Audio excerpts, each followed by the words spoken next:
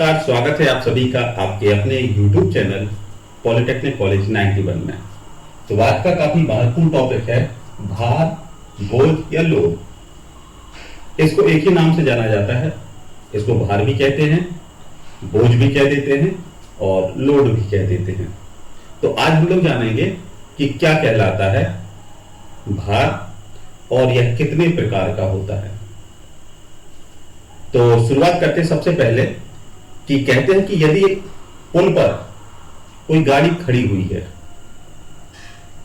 तो गाड़ी का भार, या फिर किसी मजदूर ने अपने सिर पर बोझ रखे हुए है तो मजदूर के सिर पर जो भार है वो, या फिर क्रेन द्वारा उठाया गया भार, या फिर कोई दीवार खड़ी है, हवा का दबाव उसके ऊपर पड़ रहा है तो हवा का भार, या फिर बांध है, बांध और बांध के किनारे पानी भरा हुआ है तो पानी का एक दाब, वो भी एक भार की श्रेणी में ही आ जाता है। ये विभिन्न प्रकार के भार के ही रूप हैं, जैसे कि हवा का दबाव, पानी का दबाव, या फिर किसी मजदूर ने अपने सिर पर बोझ रखे हुए है, या फिर पुल के ऊपर कोई वाहन खड़ा हुआ है, या क्रेन द्वारा उठाया गया भार। ये सभी भार कहलाते हैं। अब इसमें समझने वाली बात यह है कि जो बल का मात्रक है वही भार का मात्रक है, इसलिए भार का जो मात्रक है वो होता है आपका न्यूटन। तो इसका भी यही मात्रक हो जाता है न्यूटन। तो बात होती है कि भार होते कितने प्रकार के हैं और किस रूप में होते हैं। तो सबसे पहले बात करेंगे कि भार आपका नंबर फर्स्ट आता है जिसे कहते हैं चल भार। चल भार या इसे कहते हैं आपके लाइव लोड। लाइव लोड या ये कहलाता है आपका वेरिएबल लोड। सेकेंड आ जाता है आपका अचल भार, इसे कहते हैं डेड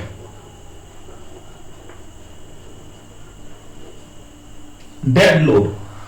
डेड लोड का मतलब मृत लोड, ऐसा भार जो मर गया है। या फिर तीसरा आता है आपका जड़त्व भार।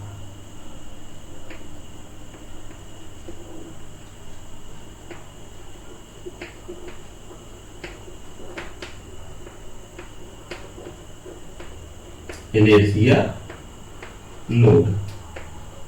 और फोर आ जाता है आपका सेंट्रीफ्यूगल लोड।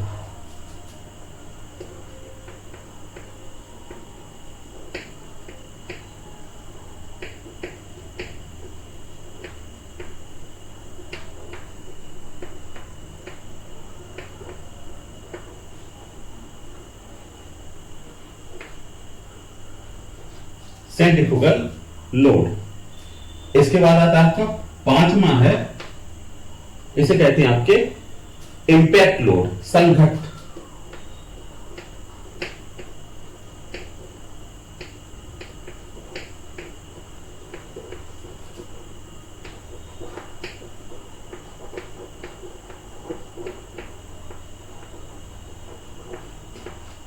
लीजिए, और भी बहुत सारे भार हैं, ठीक है। तो क्या आपको इसके पहले पता था कि ये कितने प्रकार के भार होते हैं? कमेंट जरूर कीजिएगा। तो आप सबसे पहले जानेंगे कि चल भार क्या है। चल भार को आप ऐसे समझेंगे कि मान लीजिए एक पुल है, ठीक है, ये आपका बना दिया हमने यहां पर एक पुल, ठीक है, और यहां पर कोई गाड़ी चल रही है, ठीक है। तो क्या है, इसका जो भार है कुछ समय पहले यहां पर था, फिर गाड़ी यहां पर आ गई और गाड़ी यहां पर, मतलब उसने पहली पोजीशन ली, फिर सेकेंड आई या तीसरी आई। तो ये क्या है, ये चल लोड है, ये लोड चल रहा है।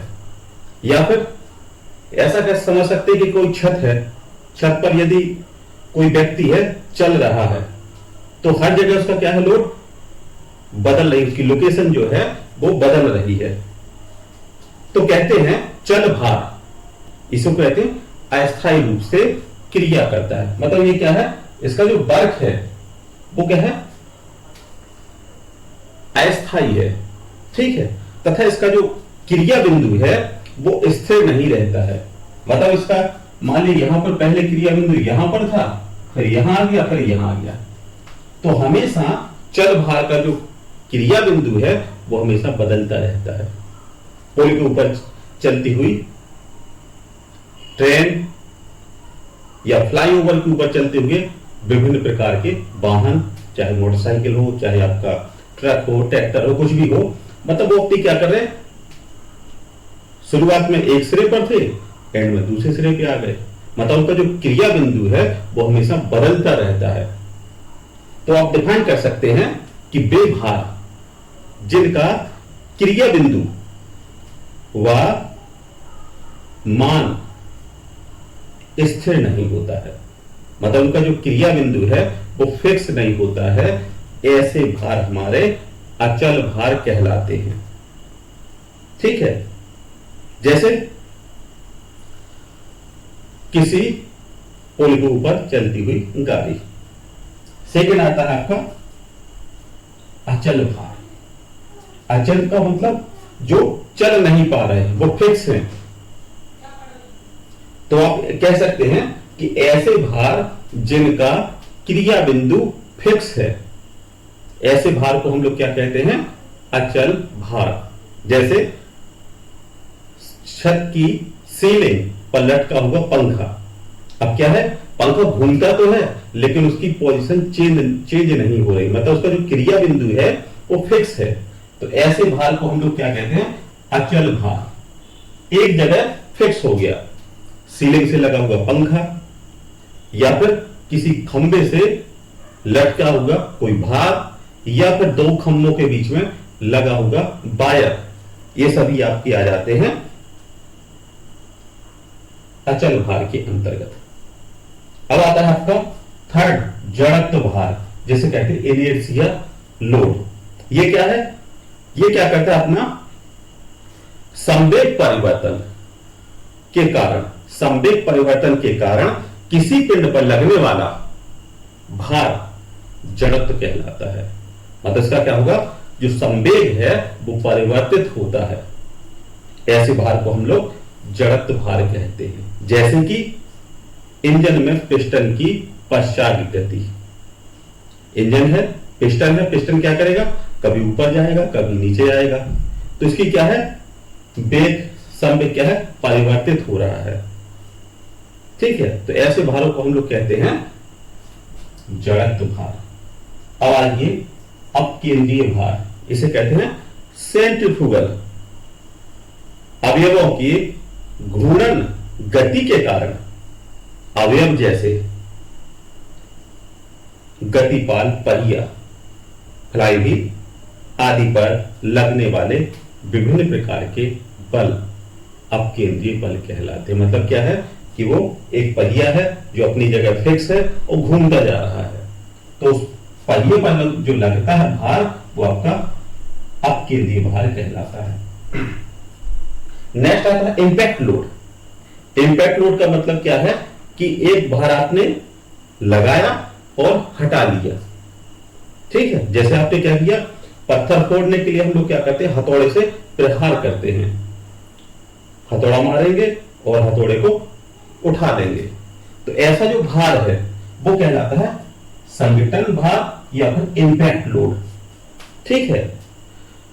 ऐसे भार जो किसी अंग पर अचानक ही कुछ क्षण के लिए क्रिया करते हैं। मतलब क्या किया, कुछ क्षण के लिए आए, वर्क किया और अपने हटा लिए जाते हैं। ऐसे भारों को हम लोग कहते हैं इंपैक्ट भार। जैसे हथौड़े से पत्थर को फोड़ना या किसी भी मटेरियल को पीटना, ये सभी आपके भार के अंतर्गत आ जाते हैं। इसके अतिरिक्त कुछ और भार हैं, जैसे कि आपके तनाव भार, संपीड़न भार, मरोड़ भार, नमन भार और आपके कर्तन भार। इसके बारे में बात करेंगे तो सबसे पहले टेंसाइल लोड या तनाव भार। तो यह आ गया आपका यहां पर, ये तो लिख लिया। इसके बाद तनाव भार, ठीक है।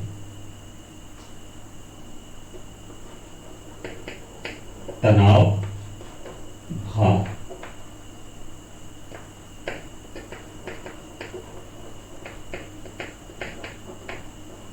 संपीड़न भार, ठीक। अब क्या है तनाव भार? जब किसी वस्तु को उसकी अक्ष के अनुदिश खींचा जाता है तो उस पर तनाव भार उत्पन्न होता है। कैसे? मान लीजिए हमने क्या किया, इसको समझेंगे फिगर के तौर पर कि ये आ गया आपका, ये है फुल एक वर्कपीस है और इस वर्कपीस को हमने यहां से खींच रहे हैं, एफ और एफ, ठीक है। तो इसमें क्या होगा, एक इसको अपोज करने के लिए एक भार और लग रहा है, तो वो आपका कहलाएगा तनाव भार, ठीक है। फिर आता है संपीड़न भार। संपीड़न भार क्या होता है? जब हम इसे दबाते हैं, मतलब यहां पर हमने क्या किया, इसको दबाया, तो ये क्या हो गया हमारा संपीड़न भार। फिर आता है मरोड़ भार। मरोड़ भार का मतलब कि आपने एक सरा को फिक्स किया और दूसरे को मरोड़ दिया। जैसे हम लोग कपड़े वगैरह, जो गीले कपड़े होते हैं उनको निचोड़ते हैं, कपड़े धोने के बाद जो गीले होते हैं पानी निकालने के लिए निचोड़ा जाता है, तो क्या है, एक अलग डायरेक्शन रहती है, इसे कहते हैं मरोड़। बेभार, जिनकी प्रकृति किसी अवयव को उसके अक्ष के परता मोड़ने या मरोड़ने की होती है, तो ऐसे भार को हम लोग कहते हैं मरोड़ भार। फिर आता है नमन भार। नमन का मतलब कि जो क्या होता है, अपने बेंड होने की कगार पे आ जाता है, एक कर्व के रूप में आ जाए, उसे नमन भार कहते हैं। तो ये डिफरेंट टाइप के भार हैं। और यदि बीम की बात करें तो बीम में आते हैं आपके विभिन्न प्रकार के भार। वो थोड़ा इंपॉर्टेंट टॉपिक आ जाता है, क्योंकि आगे चल के इसी से रिलेटेड क्वेश्चन आते हैं, ठीक है। तो इसको समझेंगे कि सबसे पहला आता है आपका बिंदु भार, जिसे कहते हैं पॉइंट लोड, ठीक है। पहला आ गया आपका पॉइंट लोड, ठीक है, बिंदु भार। इसको थोड़ा विशेष कर ध्यान दीजिएगा। सेकंड आ जाता है आपका, इसे कहते हैं आपके यूनिफॉर्म लोड,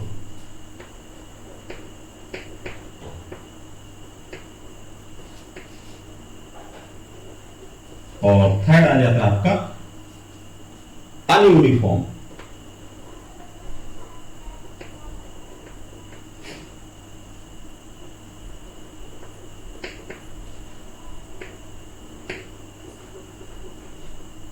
ठीक है, अनयूनिफॉर्म, ठीक। अब इसमें क्या है, ये कहना था यूनिफॉर्म। यूनिफॉर्म लोड का मतलब आपका समवितरित, समवितरित भार। और ये आ गया आपका असम, या फिर आप कहेंगे इसको यूनिफॉर्म हो गया आपका। फिर आ गया आपका समान बदलता भार, समान बदलता भार, ठीक है। अब देखिए इसको, अब मान लीजिए एक छत है, इसको यहां पे बना दिया हमने, यहां पर एक ये बीम आ गई, इसका एक सपोर्टिंग पार्ट आ गया। इसको आप थोड़ा ऊपर समझेंगे, यहां पर, ठीक है। इसको यहां पर सपोर्ट लगा दिया, एक सपोर्ट यहां पर लगा दिया। ठीक, अब यहां पर हमने क्या किया, इसको यहां पर अप्लाई किया किसी बिंदु पर। ठीक है, यहां पर हमने फोर्स लगाया एफ, तो यहां बिंदु पर जो वर्क कर रहा है ये हो गया हमारा पॉइंट लोड, क्योंकि इसका जो केंद्र बिंदु है एक निश्चित पॉइंट है। ठीक है, तो ये आपका हो गया बिंदु भार। ठीक है, फिर आता है आपका सेकंड आता है, इसे कहते हैं समवितरित। समवितरित का मतलब हो जाता है आपका कि ये जो लोड होगा वो यूनिफॉर्म होगा, यूनिफॉर्म। ठीक है, यूनिफॉर्म कैसा होगा कि मान लीजिए देखिए यहां पर हमने क्या किया, भार, ये बीम है, इस बीम पर हमने क्या किया कि इसका पूरे पर एक जैसा लोड है। ठीक है, मतलब इसका जो लोड है वो सिर्फ इतने एरिया पर काम कर रहा है, इसलिए इसको कह दिया पॉइंट लोड, लेकिन इसका जो फोर्स है वो पूरे बीम पर काम कर रहा है। तो ऐसे को हम लोग कहते हैं यूनिफॉर्म, समवितरित। ठीक है, अब आप आ जाते हैं यूनिफॉर्म,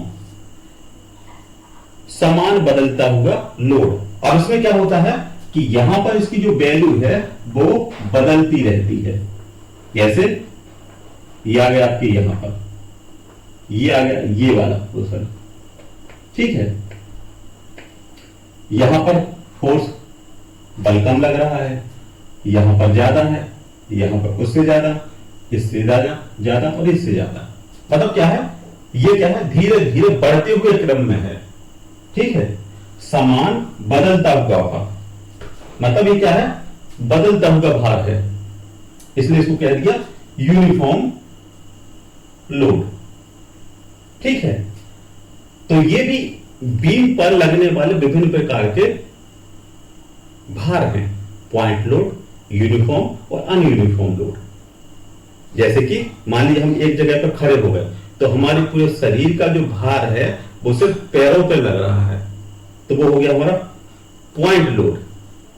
और उसी जगह यदि हम उस पर क्या किया, लेट गए, तो पूरे शरीर का जो भार है वो पूरे सरफेस पे लग रहा है, इसलिए उसको कहेंगे यूनिफॉर्म लोड। परंतु यदि ऐसा लोड जो बढ़ते क्रम में है या फिर घटते क्रम में है, तो ऐसे को हम लोग कहते हैं समान बदलता हुआ भार, अनयूनिफॉर्म लोड। तो आशा करते हैं कि आप समझ गए होंगे विभिन्न प्रकार के बोझ या भार कितने प्रकार के होते हैं, dead load, live load, impact load, और उसके साथ ही आपके टेंसाइल लोड, कंप्रेसिव लोड, आपके अपकेंद्रीय, और उसके बाद आपके अगर बीम की बात करें तो बीम पर ये विभिन्न प्रकार के लोड लगाए जाते हैं। तो आशा करते हैं कि आप समझ गए होंगे सरल और आसान भाषा में विभिन्न प्रकार के लोड के बारे में। और इसके बाद जो नेक्स्ट वीडियो रहेगी वो रहेगी आपके प्रतिबल पर आधारित। ये प्रतिबल क्या होता है और ये कैसे कार्य करता है। यदि आप प्रतिबल की वीडियो देखेंगे तो शायद आपको फिर समझ में आएगा कि प्रतिबल एक्चुअल में है क्या। क्योंकि प्रतिबल तो सब लोग जानते हैं कि एक तरफ से बल लगा और उस बल के विपरीत जो बल लगाया जाता है वो प्रतिबल हो जाता है, परंतु ये धारणा गलत हो जाती है। तो जब भी आप प्रतिबल की वीडियो देखेंगे तो आपको समझ में आएगा कि ये प्रतिबल एक्चुअल में है क्या। तो मिलते हैं नेक्स्ट वीडियो में। वीडियो को लाइक कीजिएगा और यदि आप पहली बार वीडियो देख रहे हैं तो चैनल को सब्सक्राइब कीजिएगा और कमेंट कीजिएगा कि आप इसमें से क्या बेटर चाहते हैं। तो मिलते हैं नेक्स्ट वीडियो में। धन्यवाद।